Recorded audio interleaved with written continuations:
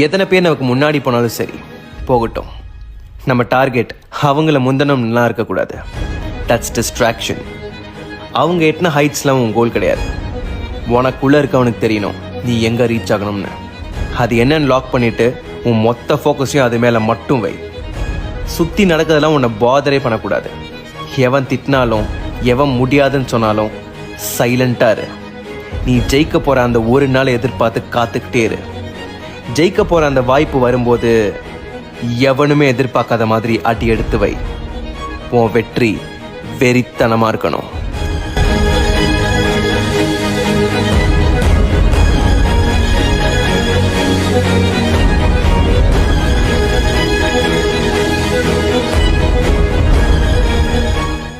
எத்தனை பேர் நமக்கு முன்னாடி போனாலும் சரி, போகட்டும். நம்ம டார்கெட் அவங்கள முந்தனம் நல்லா இருக்கக்கூடாது. That's distraction.